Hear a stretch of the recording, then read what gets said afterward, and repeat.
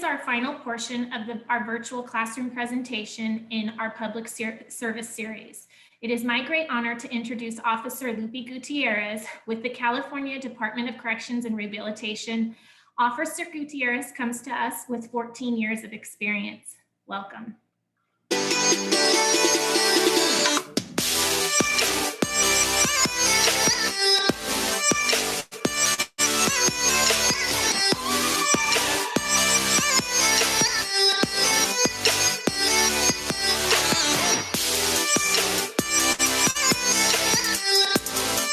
Hello, everyone. Good morning. Good morning. I hope everyone's doing well today.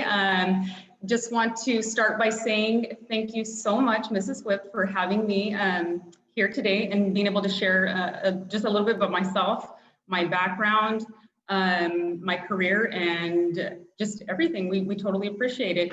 So special thanks to you. So I'm going to go ahead and start by just talking a little bit about myself. I actually was born and bred in the high desert. I graduated from Hesperia High School. I actually have very fond memories of that. Shortly thereafter, I enlisted into the United States Marine Corps. So joined the Marine Corps in 2001, actually on a delayed entry program.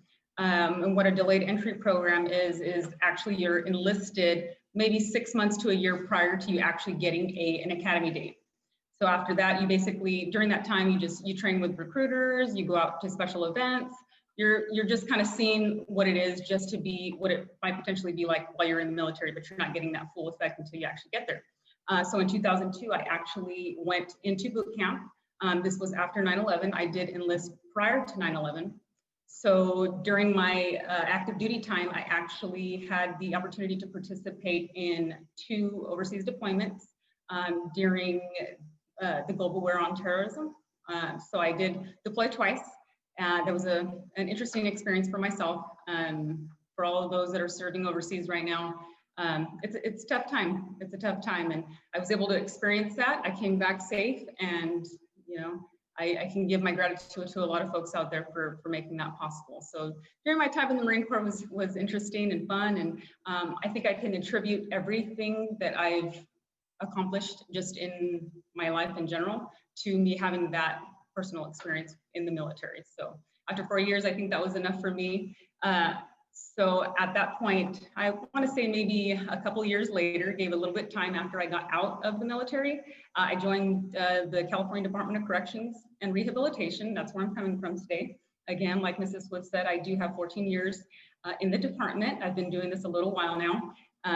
And it's a great department. There's a lot to offer, and we'll get into a lot of specifics further in the presentation.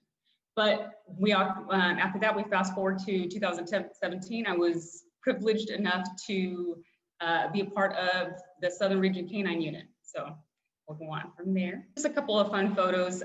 Those are actually my boot camp pictures. Do not judge me. I was young, very young. This is actually an area. This is a couple of my drill instructors.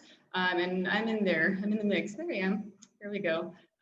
And then also when I went to the first K-9 Academy, which I'll talk about in a little bit, they actually posted my picture for this International Women's Day, which is super exciting. I didn't expect that. So there I am, full frontal.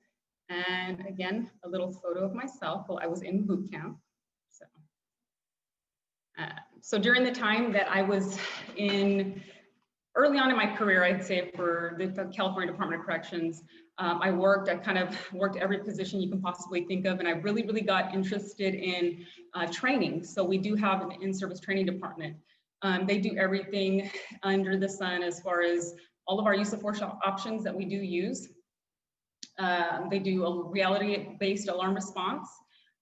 Let's see, range masters. There's a ton of different things that you can get involved in training. So I decided to go full speed ahead, and I started helping out with their in-service training department. So I did everything from role playing as an inmate to do certain scenarios, because the way that we train is what they like to say is we train how we fight. So we like to do reality-based everything. Everything that we do, we put into a scenario, what could potentially happen, what could not happen, just anything you can possibly think of to be better prepared for our job in case there is any type of an emergency or response. So like I said, I was able to be a part of that. A couple of years later, I became a certified training instructor for the California Department of Corrections. So I was able actually to teach and instruct our department's use of force policy. I am a certified baton instructor, as well as a reality-based alarm response instructor.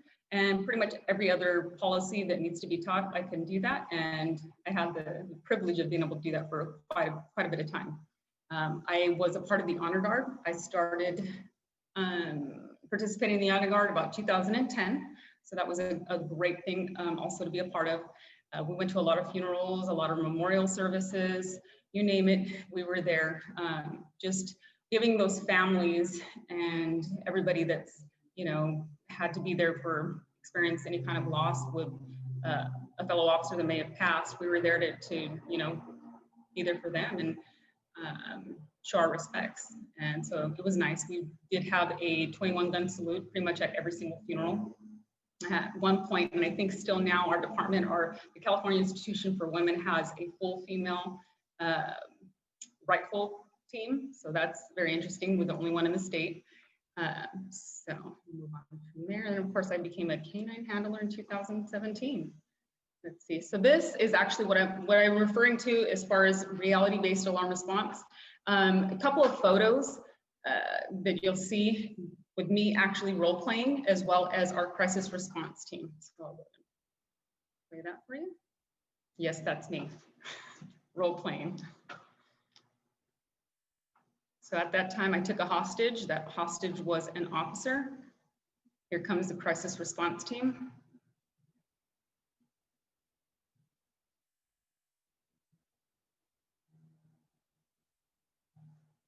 And they are doing their due diligence to get the officer back to safety.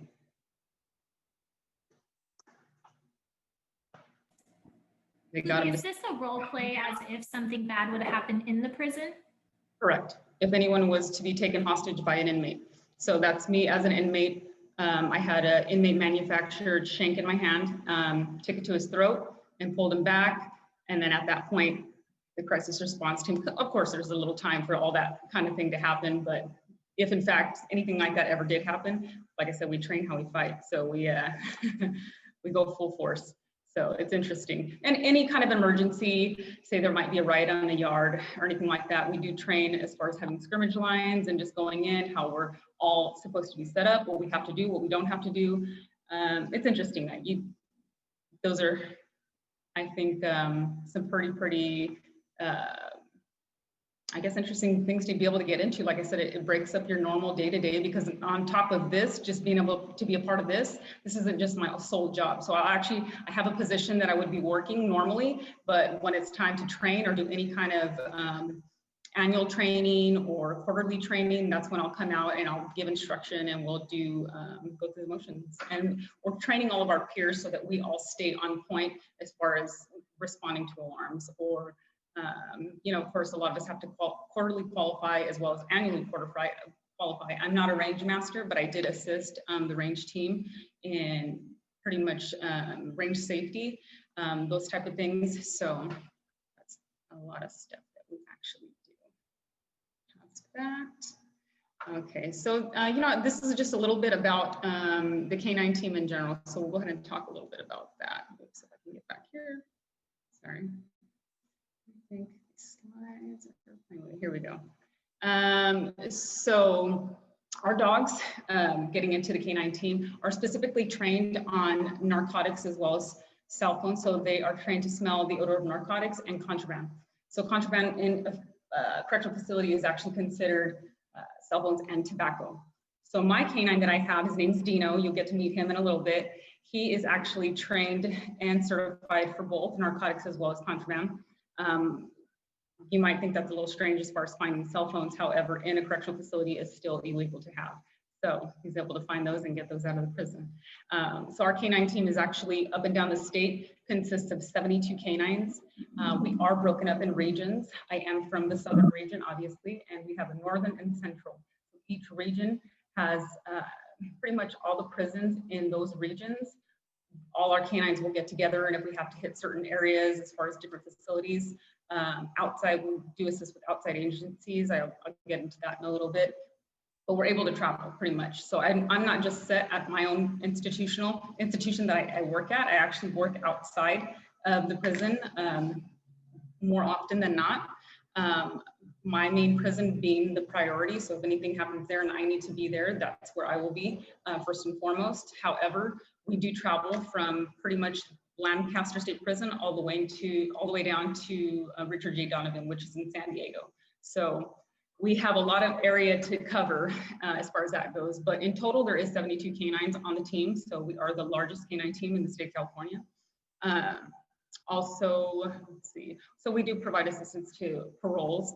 We used to go out before COVID, shall I say, we were on the road a lot, assisting our parole agents, local law enforcement, and up to even the federal level. So it's been quite the ride and awesome job, I'll have to say. So anytime they need narc dogs to find any kind of narcotics going into homes, they'll clear the scene, make sure it's safe, and then we come in with our dogs and we find all the narcotics and get it out.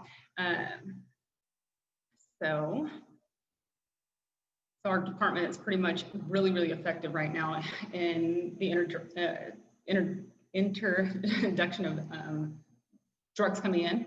So they're great at finding everything, and that's why our program has expanded actually as large as it has, because they are so effective. Okay, I don't know if I went over this, but if anybody caught it at the beginning, this is a little fun fact. So how large of a law enforcement agency in the nation is the California Department of Corrections? So this will be our first Starbucks question of the day. So whoever answers it first in the group chat will get their Starbucks card for the day. And we can go ahead and go on, Loopy, and I will answer that as they get in the chat. Okay, sounds good. Thank you. Okay, so a little bit more about just joining the K-9 team. First, there's the selection process.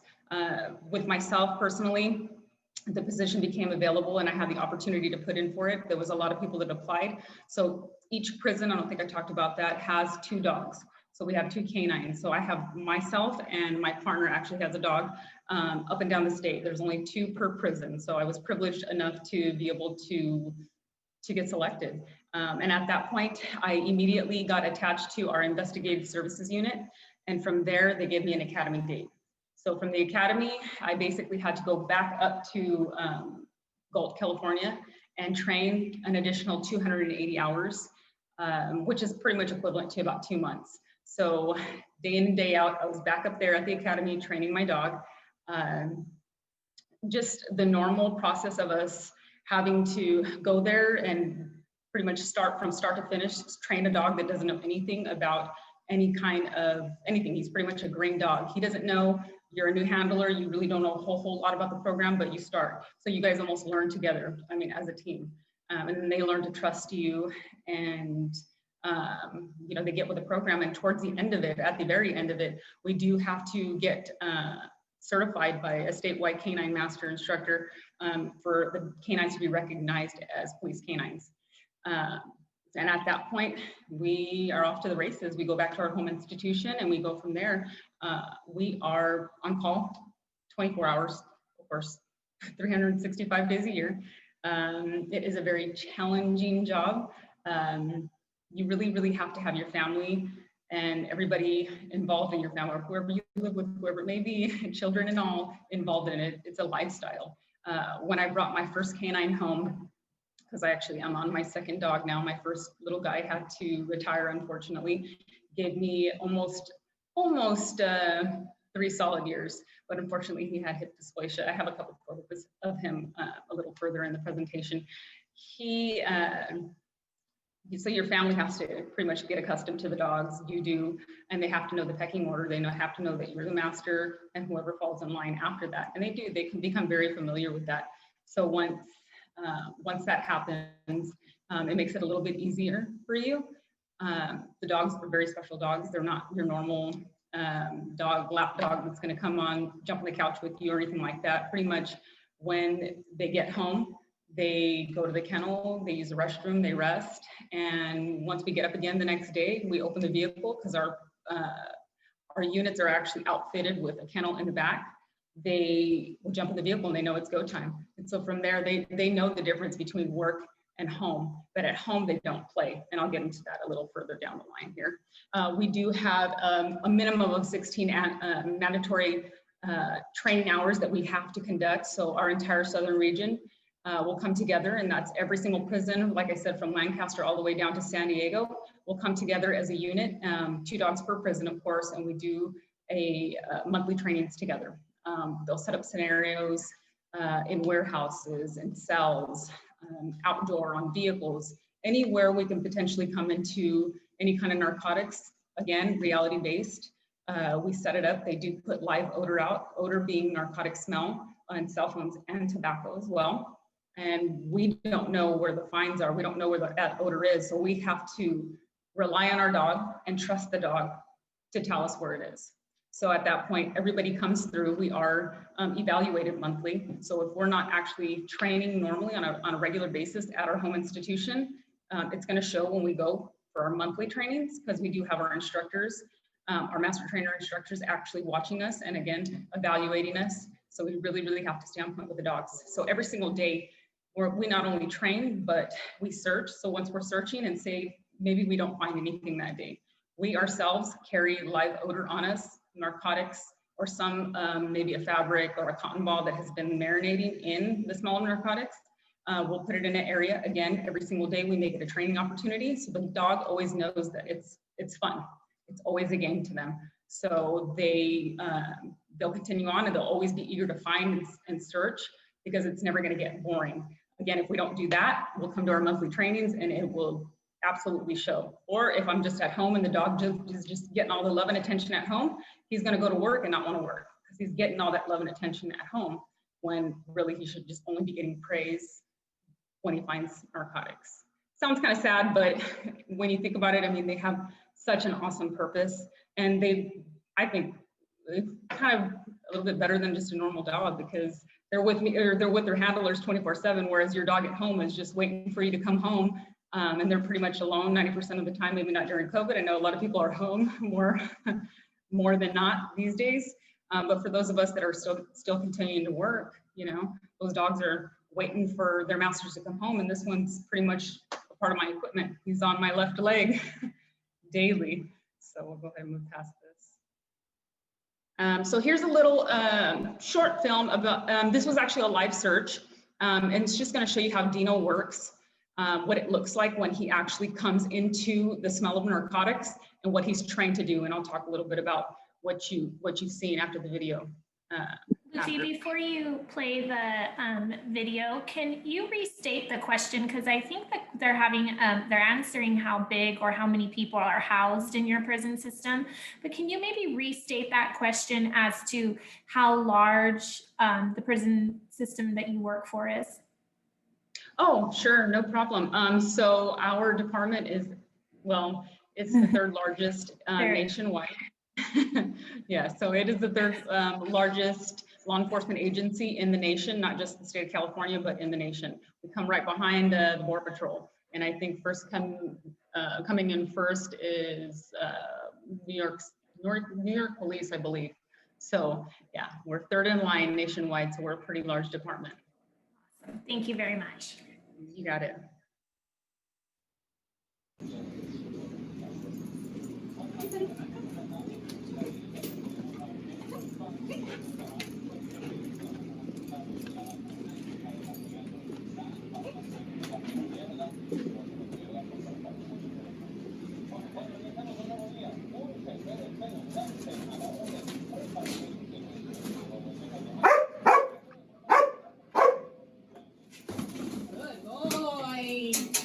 So he loves this place, so we have to over-exaggerate. Oh, you found it?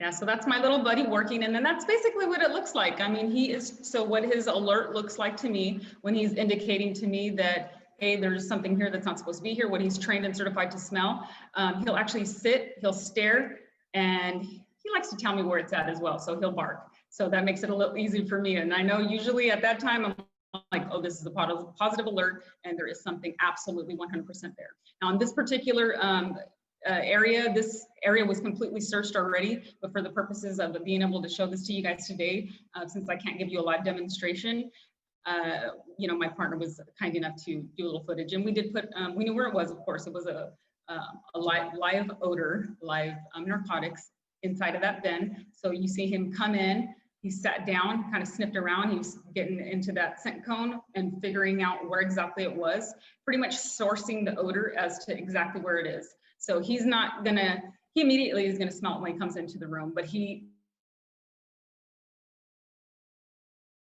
exactly where, and that's how we train as well. We don't want him to, we don't want there to be 6 feet of, okay, it may be here, it may be here. We want it to be right on the nail. And so that's how we do train. So he told me exactly where it was, and it exactly was in that bin. So that's kind of what that looks like. Forward here, one more. So these are just a couple of fun photos. We, like I said, we do get the opportunity to go to a lot of different places. We get a chance to search a lot of the CAL FIRE fire camps, because we do have inmates that are housed there. So they're just a couple of pictures of the team, us going into different institutions, correctional facilities. This was my first dog. His name was Dexter. This is the one that actually retired. Great dog, super energetic. He actually didn't even know he had a hip dysplasia. If it were up to him, he probably would have given me several more years, but you know, it was getting a little difficult. He would show me that it was his discomfort was him kind of just sitting on one side. He would never whimper, he would never cry. He would just continue on. He was, like I said, like a little Energizer bunny, but it was getting kind of hard for him. So, you know, my supervisors and bosses determined that, you know, maybe it's time for him to take a rest. So I was fortunate enough to adopt him. So the state gave me first dibs on taking that little guy home, and of course I did. He's a real good boy. Like I said, still has a ton of energy. If anybody's interested, you know, so if there is a canine that has to retire early for any kind of medical reasons, whatever the case may be, the dog can retire out, and of course you have first dibs on, you know, being able to adopt him. At that point, you as a handler have to train another dog if you do choose to stay with the program. And of course, I absolutely love my job, so I did. I had to go back up to the academy for another 2 months, an additional 280 hours, and train another dog, which was Dino, yeah, which you've seen in the film before. So he's pretty amazing. He is a Dutch Shepherd. I don't think I mentioned that, a Dutch Shepherd. He came from the Netherlands. He's about 2.5 years old, extremely smart, just extremely smart. I'm still learning from him. I'm just amazed by how fast he can pick up what I want him to do. And as far as his obedience, there's a couple things we're still working on because he's got a ton of energy, but he's getting exactly to where he needs to be, and he has so much potential. He's going to do great things. So there's just a little bit about that. Oh, and then if on the reverse side, if say a handler decides, hey, you know what, I want to promote, or I want to, you know, just do something else. And, you know, canines a lot for a lot of people. Like I said, it's a lifestyle. They can actually, you know, they can leave the unit, but the dog might be still a good working dog. So that dog is actually going to go to another handler, but have to actually go to the academy all over again, because handler and dog have to train together and become certified as one team, even though the dog's already maybe has had 5 years in service and knows exactly what he's doing, but the handler is brand new. So it could be an instance like that. So that pretty much will make it very easy on the handler, because the dog already knows what to do during the training, but the handler has to figure it out, because there's a lot that goes to it. It's not just one person behind a leash and you just let the dog go. Well, in some cases, the dog, like I said, will know what he's doing. However, the handler really has to be in tune with that dog and be able to recognize any change in behaviors and what it looks like for that dog when he does come into odor, or certain things that he does. You know, we really have to pay attention as handlers to know all their, you know, little quirks. So I have this one figured out, and now I have Dino, so it's good. He's almost been online a year now, so he's doing really, really well. So here's another short video of Dino working our Sally port. So the Sally port is basically where vehicle traffic comes in and out of the institution. So this is actually a major area of any kind of contraband or narcotics, and could be a point of entry for major narcotics coming into the institution. So we are out here, if not daily, very often, to make sure that these areas are searched and nothing is coming in that doesn't need to be.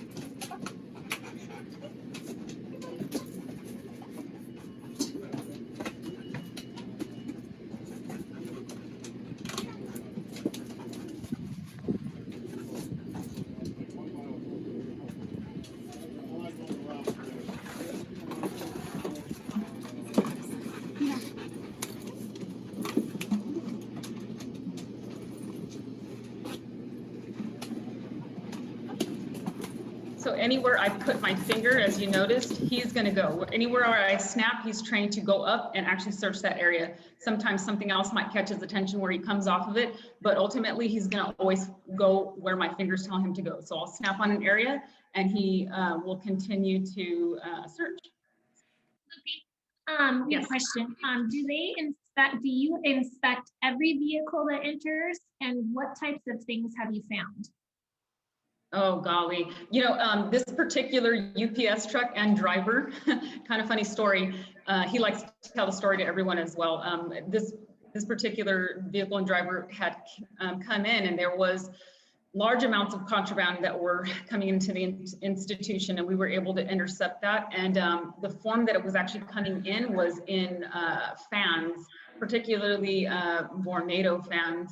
It was the brand, but there was a hollowed out bottom that they were able to stuff phones, and I think we found a lot of phones. There was kind of jewelry, there was tobacco. I mean, you name it, it was shoved in the bottom of these fans. And this person that decided he was going to do this was having them, he would purchase the items, have them shipped to his home, and he would pretty much fudge the label, redo another label, and have them sent into the institution. And it was an approved vendor that was actually, it was an approved vendor that the inmates were able to purchase from. So the inmates are able to purchase off of certain vendors. They'll be able to get snacks or clothing or whatever the institution approves for them.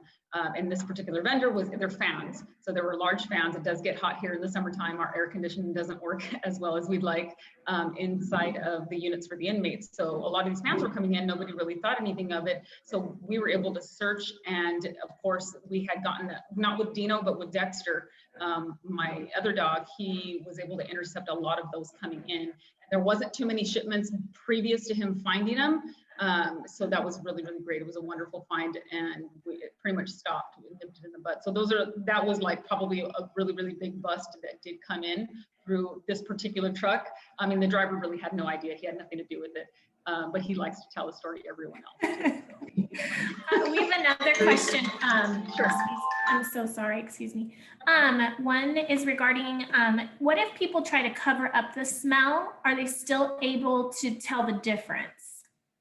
Yes, the canines can always tell the difference. I mean, their smell receptors are amazing. I mean, I guess I can give you a little short analogy, and this is when we do live demonstrations and stuff like this. It's just easier for someone to understand. Say when we go into a room, and say you're home and someone's baking, you know, a chocolate cake. You're going to go in and you're going to smell that chocolate cake. Well, when the dog goes in, he's going to smell not only the cake, but he's going to smell the sugar, the flour, me, the person next to them, the pack of cigarettes that's on the countertop on everything. They're just going to smell every single ingredient of everything, not only the cake and all that, those ingredients, but everything around them, life around them. So yes, they can differentiate the smell. And a lot of times we like to train with different items as well. So a lot of the inmates, they try to get clever, and they like to hide it in different areas. I think a couple of food items is what they like to hide it in. So they'll hide a lot of maybe their phones or drugs, whatever it may be, inside of food items, thinking that the dogs can't smell through it, but in fact they can. And 90% of the time it is on those food items that we're finding it. So when we do train on the side, we'll put our live narcotic odors into those food items so that we recreate where the dog found it. So anything, and when the inmates do really get creative, so we're like, oh, that's actually pretty good. Oh, let's try that for training now. So then we're going to continue to use what they're trying to use against us, and the dogs will continue to find it. So yes, to answer your question. Fun fact, I just wanted to share with you since you're there. When I was an assistant principal, our students used to bring things that they're not supposed to bring as well. So Officer Lupe and I had an agreement with our district that we would supply her with those items so that her and her unit can use it for training purposes. So cell phones, vape pens, marijuana, whatever we could find, we would give to her to use. So. And we still use them. So those were actually some pretty good items. And they come in variations of so many different smells and flavors of tobacco and that kind of thing. So like I said, anything that we can get that's like kind of being used right now by whatever, especially in schools too, because we have been to quite a few schools and had to do sweeps of areas. The kids are, like you said, vapes. They're using all these different items, and we're able to, put our dogs on them, and they'll definitely find them. So there's a lot of ways that narcotics and contraband can come into the institutions, and it's like I said, it could be the same thing that obviously people are using right now. So yeah, we did, and you gave me a lot that day. Thank you.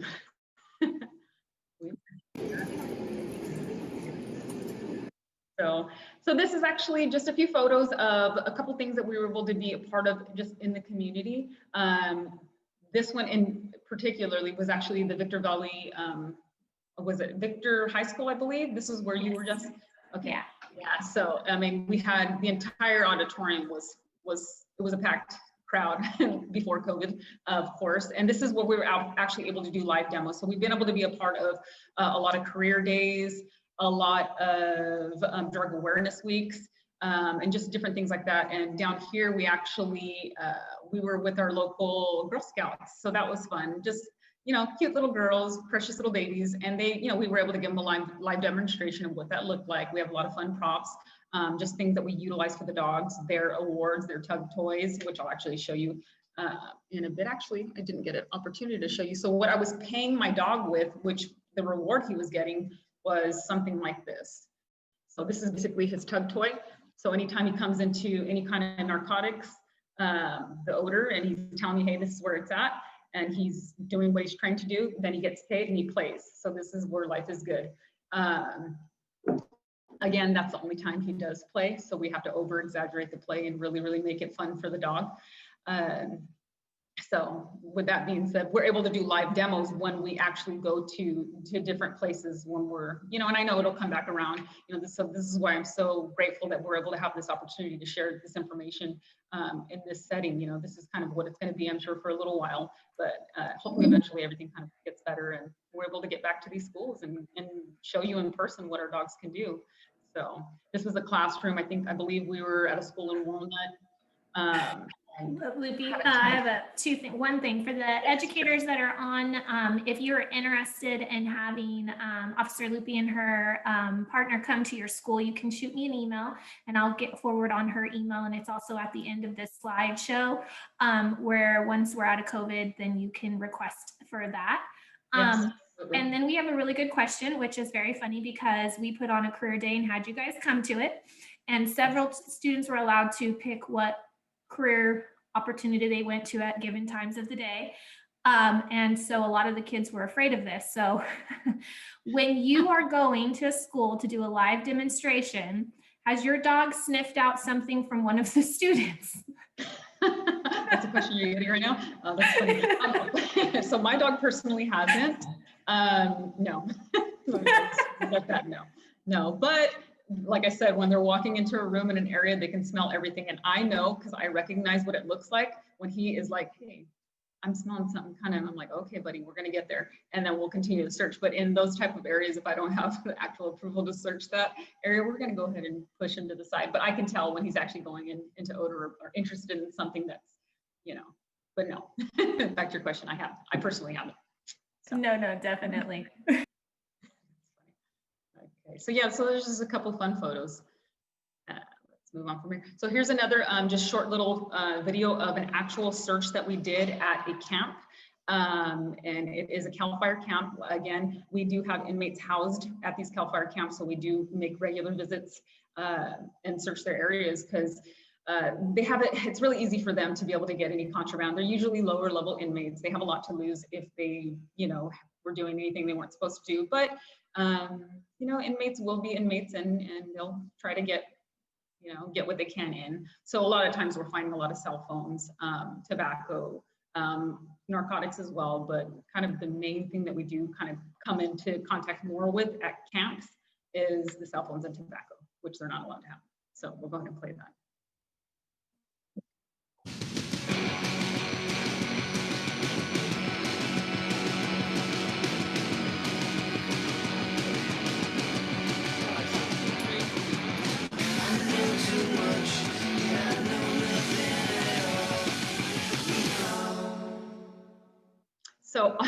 So all the areas that that we were searching, that was actually pretty much their outside gym. They call it a weight pile. So they're a weight pile. Our dogs were interested in that entire area. So of course, anytime our dogs are sitting and alerting and telling us, hey, here it is, we're going to, of course, do a physical hand search after we put them back in our vehicle kennels. So we'll put them away and we'll actually search behind where our dogs are showing us their interest. And that entire weight pile, every nook and cranny of that area, they had cell phones, tobacco, rolling papers. I mean, you name it, it was there. So that was a pretty good find for us, a pretty good bust. So, and that's all due to the fact that our canines told us it was out here. And so Loopy, I just wanted to give you a time check. We're about 25 minutes towards the end, and I know that you're still going to show us Dino and answer some questions. Oh, yeah, so I want to give you a time check. Thank you. Okay, perfect. Thanks. Okay, so let me see if I can move past this without turning this video. Okay, so we're going to get into just some of the specifics just with the job in general, becoming a peace officer before even becoming a canine. So let's see here. Oops. Oh, here's a fun fact. How many additional training hours does the K-9 Academy consist of? If anybody can answer that, you guys pay attention. And if you guys know, 230. Oh. 280. 280 actually, yeah. How much was it? 280? 280. Yep, okay. Okay. So going into our pretty much initial hiring process, every 6 weeks, the California Department of Correction is running an academy. I don't know if COVID has, if anything's changed regarding COVID. I don't think so. I think we're continuing to train cadets and go through the hiring process. So when you look at it, there's roughly 1,700 peace officers that are retiring yearly. So that means that many positions have to be filled. So they are continuously hiring. And it's, like I said, it's a huge, huge up and down the state job that is positions that need to be filled. Some minimum qualifications, when we look at it, of course, you have to be the age of 21. You can be 20 at the time of application, so that's kind of cool. Of course, you have to have a high school diploma or GED or equivalent. A U.S. citizen, of course, no felony convictions, and legally be able to possess a firearm. And as far as, let's see, no felony convictions. So you think about it, okay, well, I don't have any felony convictions right now, but it's like a lot of time, it's like right now is a very pivotal moment, I think, in your guys' age, because you guys can really make choices that will affect your career, or if you do want to continue a career in law enforcement, what the choices that you make right now could affect that in a positive way or a negative way, and you won't be able to come in. A simple, not simple, but a DUI, for instance, that'll stop you right at the gate from coming into any law enforcement agency, let alone the Department of Corrections. So again, a couple of personal characteristics. I mean, if any job, law enforcement in particular, you know, you have to have all these different qualities, you know, of course, leadership, you know, being able to follow instruction, you know, your maturity level really has to be there. For me, myself, when I joined the military, that helped me to kind of, it paved the way. Originally, I didn't have, not that I didn't have an interest, but it wasn't something that I thought of right away to go into corrections. I knew I always wanted to join some type of law enforcement agency. However, I didn't know this was going to be the one. But the military helped me to kind of gain that maturity. So when I did come in, I came in at the age of 24. It did help.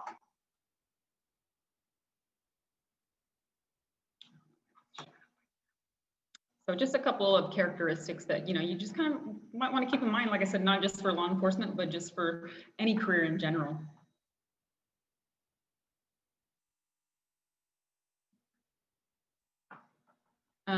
So the selection process, of course, there's a written test, of course, a physical fitness test, personal history statement. That's basically when you get, you will get assigned a background investigator, and you're going to have to give them a whole lot of personal history.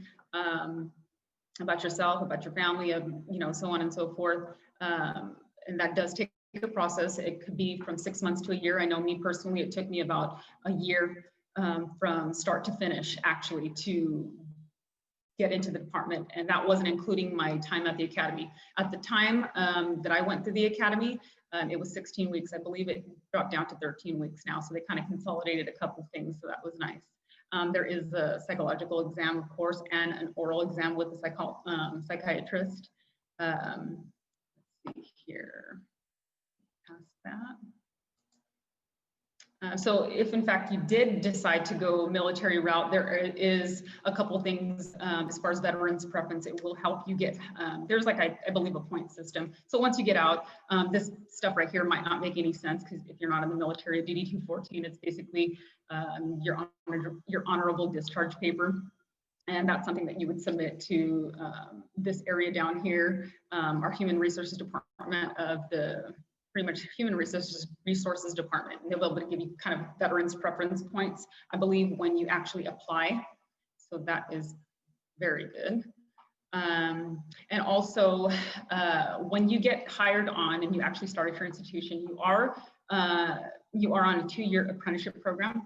So during that apprenticeship program, if in fact you did serve in the military, I was able to take advantage of this. They do pay you additionally. So you're basically using your GI Bill. So when you go into the military, you get paid, or actually you pay into a Montgomery GI Bill to be able to go to school. So that's awesome. So with this, during your 2-year apprenticeship program, you'll get additional pay just for being on that apprenticeship program. So that's kind of nice too. I was able to take advantage of that. Again, when you do start the academy, it is a paid academy. They will give you a start date. Even previous to you getting to the academy, you are going to know where you're working already. You will have already duty station, that's military. You will already have an assignment as far as institution you're going to be going to. So that is good. You're getting paid from the start. So yeah, it is 13 weeks. The academy is located in Gulf, California. That's just about, I want to say 20, 30 miles from Sacramento. And it is a 13-week academy. They go over a lot of different things, search and seizure, firearms, chemical agents, and a lot more that you'll have to experience for yourself if you do in fact decide to go this route. So again, it's talking about that 2-year apprenticeship program that I was just going over. These are just some of the basic salary, hourly wage when you enter the academy. And that's just going into the academy. Once you complete the academy, there's that PLIN number that you'll start with. However, every 6 months, you're going to be getting that 5% raise until you actually top out with your base pay, not including overtime, because there is a ton of overtime available. So a couple more incentive pays. If there's a physical fitness pay, we used to have to be able to go and have to get checked out physically with our doctors. And I believe, I don't know if we still do that, but there is a monthly physical fitness pay because our job is very challenging physically. So we have to keep in shape and keep ourselves together. We have to run to alarms, whatever the case may be. You do get paid extra for that. So that's nice. And of course, educational pay. If you have, I believe, an equivalent of 60 semester units, yeah, I just say right here, 60 semester units, or if you come in with a degree, you will actually have an incentive pay for that as well. So that's nice. And that opens a lot of doors to any promotional avenues that you want to go to, because our department is so large, there's a lot of things to do, and we'll kind of cover that in a couple more slides as well. We do get a uniform allowance annually, so that's nice as well. If you happen to work on different shifts, because we do have different shifts, and I think I'll go over that after this slide, there is shift differential pay. So let's see here. Kind of far-fetched, but I mean, this isn't something that maybe students would be too concerned with, but when you actually get on the job, this is things that are very, very important to me and everybody that works in the department. Your vacation time, your leave credits, your holiday pays. I mean, you get full medical coverage, dental coverage, vision, and it's pretty amazing benefits, if I do say so myself. So back to shifts, different shifts. We call our shifts first, second, and third watch. So our first watch shift actually starts at 10 o'clock at night, ends at 6 in the morning. Our second watch shift, that's pretty much the day shift, starts at 6 in the morning, ends at 2 o'clock in the afternoon. This is military time here. And of course, third watch is going to be 2 o'clock in the afternoon to 10 o'clock at night. So our institutions are running 24 hours a day, 7 days a week, 365 days out of the year. There will always be somebody there. So there's a ton of overtime, and sometimes in some cases, if there's emergencies at the institutions, we have to stay. We're pretty much mandated to stay, so it's pretty much mandatory overtime for upwards of 20 hours. Typically, it's only one other shift, so you're only doing a 16-hour shift, but if something is really happening and it's per institutional need, we will stay. You shall stay. So. Of course. Yeah, so we'll just go and run through these things pretty quickly here. Just a couple job duties while you're, of course, we always supervising inmates, responding to alarms. We're always visually watching everybody. So there's that. Let me go there. I'm very long-winded, so I guess I better hurry up. A couple of positions, you could work housing units, the culinary, you could be a search and escort officer, transportation, gate entrance, those things like that. So couple different positions, well, a lot of different positions. So you just don't have to stay in one position your entire career. You can always move around. So there's specialized assignments, of course. There's a state transportation hub that those individuals actually extradite inmates from state to state or up and down the state. So if one inmate has to come from Pelican Bay State Prison and has to come all the way down to San Diego, Richard J. Donovan, those transportation officers will actually transport them. There's range masters, of course, and honor guard. That's what I was talking about before. There's me and Dino. We were on a live search. So with a couple other special units, the investigative services unit, which I am attached to, we have drug interdiction, crime scene investigators, evidence officers, and we do have a district attorney liaison as well. And of course, the K-9 unit. So we are attached to those units. So very, very small team. Each institution does have a drug and gang unit. So I have the privilege of being a part of that. So thank you to Sergeant Washington, Sergeant Mejia, Lieutenant Esquivias. Those are my leaders over there. Also, we do have other specialized teams that are up and down the state as well. The crisis response team. So this is basically our SWAT team for the California Department of Corrections. I know they have a northern, central, and southern SWAT team. So if anything did happen to where it was a major emergency in a prison, they do come in and hopefully take care of business. They do work inside and outside facilities as well. So they have the opportunity to work with outside law enforcement agencies. So that's kind of nice. Okay, so some couple promotional opportunities. You can go from entry level correctional officer all the way up to the warden. And this is kind of what their salaries look like just monthly. So not too bad there. from correctional sergeant to correctional lieutenant, correctional captain, the correctional administrators, like I said, all the way up to our warden, chief deputy warden. Additional peace officer opportunities. You can become a correctional counselor. They do a lot of the background, I guess you could say, well, not everybody sees all the paperwork and stuff like that, different programs that the inmates are involved in on the institution, and also when they're getting out. So correctional counselors are certified peace officers, and it is a promotion, so they do still work in the correctional setting.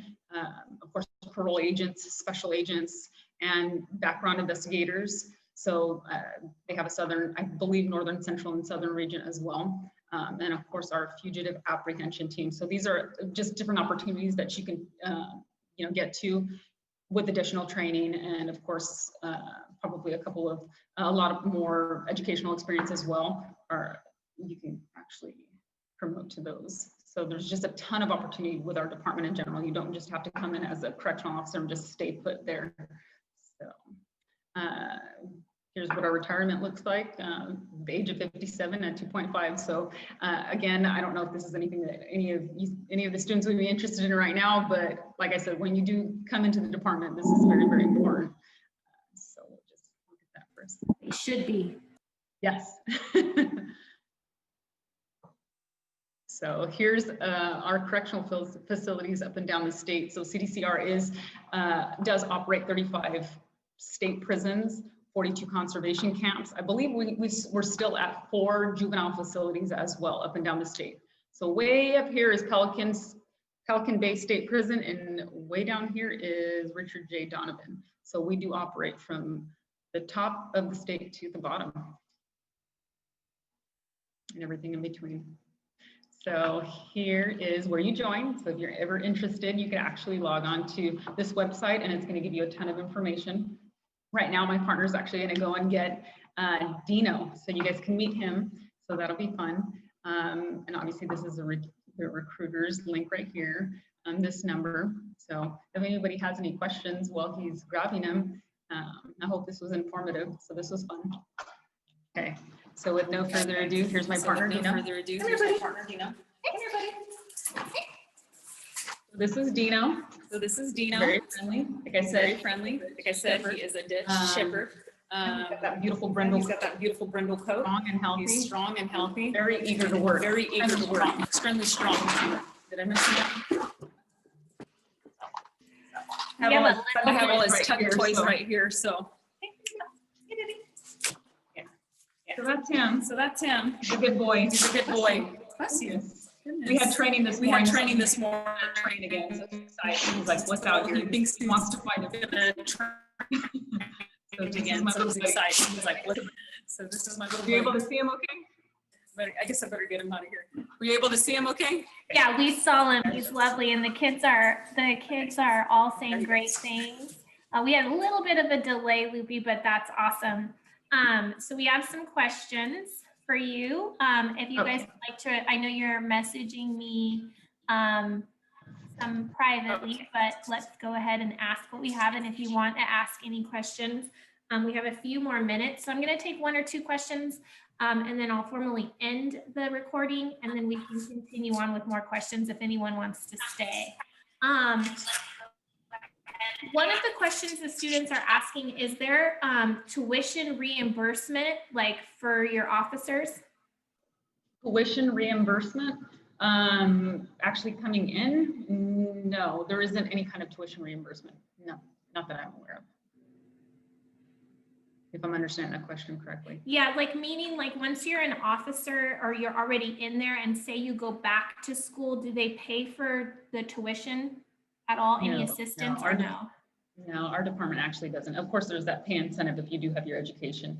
The only, like I said, if you were in the military, you can take advantage of during that apprenticeship program, getting paid additionally through the GI Bill. However, that's a different thing, but not just coming in.